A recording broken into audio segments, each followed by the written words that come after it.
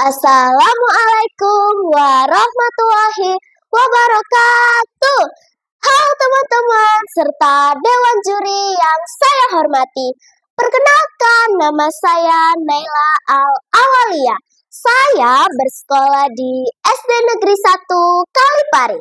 Saya akan menceritakan sebuah kisah yang sangat spesial untuk lomba mendongeng FLS 3N Kecamatan Kalipari yang berjudul Rahasia Putri Pelangi dan Pohon Pengetahuan karya Ratih Kumala. Penasaran bagaimana kisahnya? Halo anak-anak Indonesia yang luar biasa. Kalian pernah dengar gak kisah telaga warna yang airnya bisa berubah-ubah warna? Nah, aku punya kisah unik tentang telaga itu.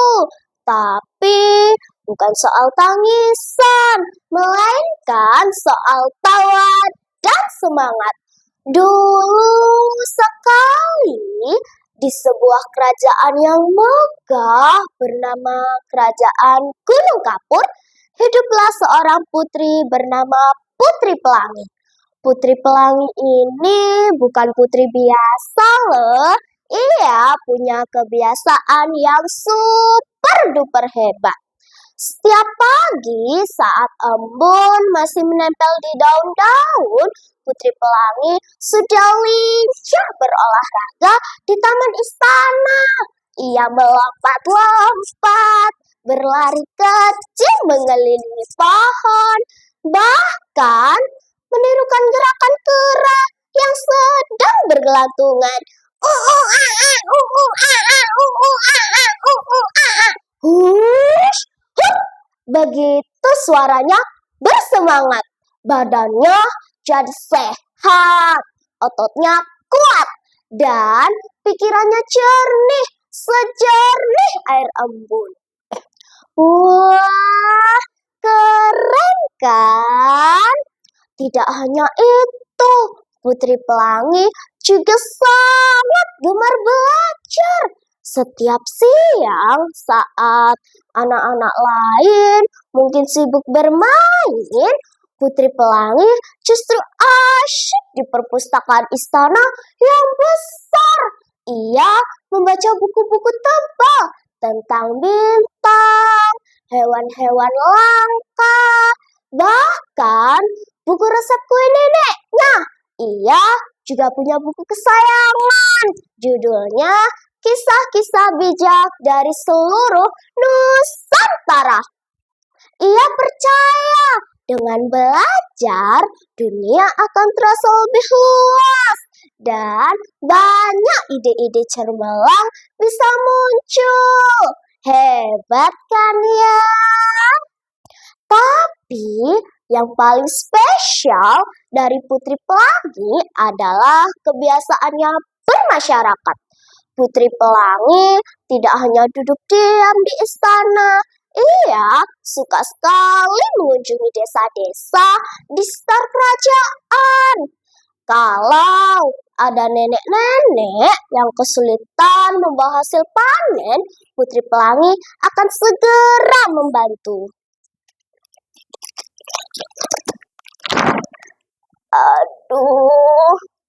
Aduh, berat sekali. Nek, ada yang bisa aku bantu?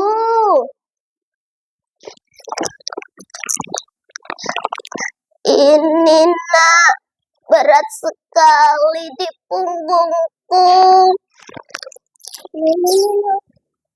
Baiklah Nek, sini ku bantu. Nenek, tenang saja, akan kubawakan hasil panen ini sampai ke rumah nenek.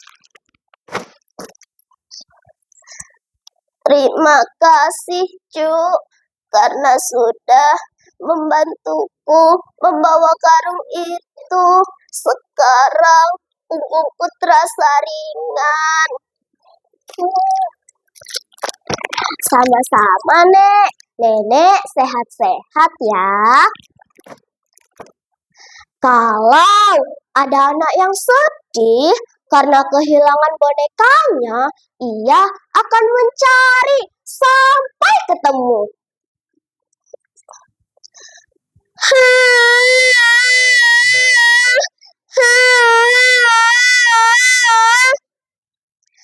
Kamu kenapa?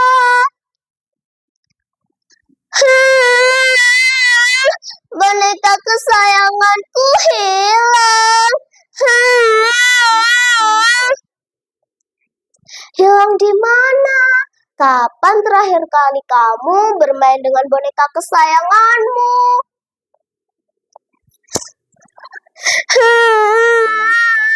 Tadi, Kak, sewaktu aku bermain, ku tinggal sebentar bonekaku. Kuletakkan di atas batu besar ini.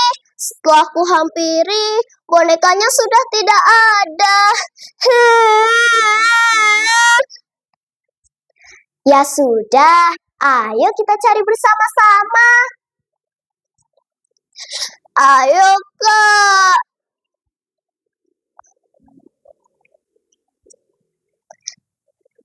Nah, ini dia bonekamu, terjatuh tepat di belakang batu besar itu. Wah, terima kasih, Kak, karena sudah menemukan bonekaku.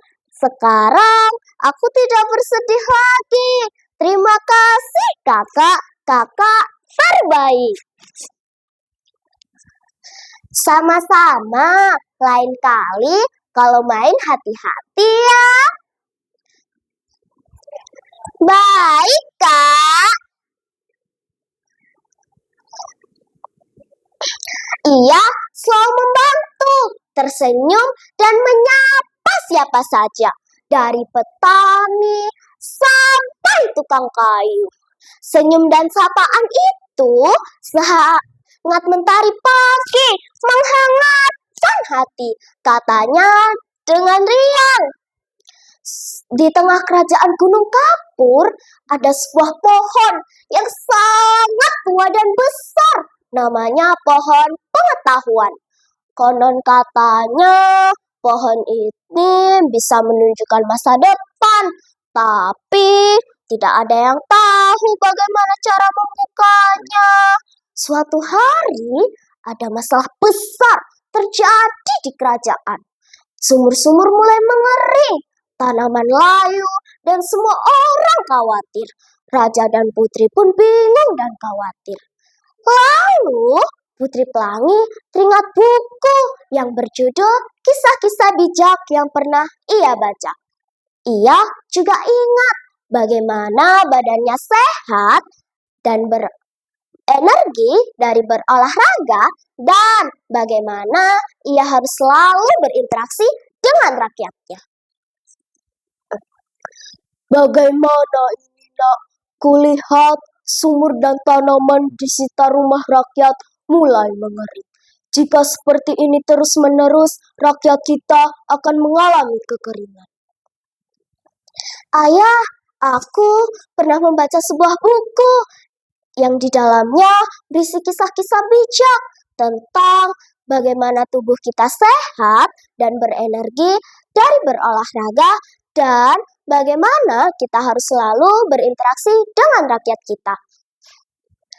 Baiklah, Nak, akan kuserahkan permasalahan besar ini untuk kau atas. Baik, Ayah. Keesokan harinya, dengan semangat, Putri Pelangi memimpin anak-anak desa untuk berolahraga dan belajar tentang cara menyimpan air dan mencari mata air baru. Ajaib! Saat mereka bergotong royong, tiba-tiba pohon pengetahuan bersinar terang. Di akarnya muncullah mata air yang sangat jernih. Air dari mata air itu mengalir deras, mengisi kembali sumur-sumur yang kering. Dan yang lebih menakjubkan lagi, air itu memantulkan cahaya matahari menjadi berbagai warna seperti pelangi. Dan yang sekarang kita kenal sebagai telaga warna. Teman-teman, lihatlah, karena kebiasaan Putri Pelangi yang luar biasa membuat dampaknya juga luar biasa. Jadi, siapa nih di sini yang mau jadi seperti Putri Pelangi? Yang mau badannya sehat, otaknya cerdas, punya banyak teman, dan dicintai banyak orang. Pasti kalian semua mau kan? Semangat ya teman-teman hebat!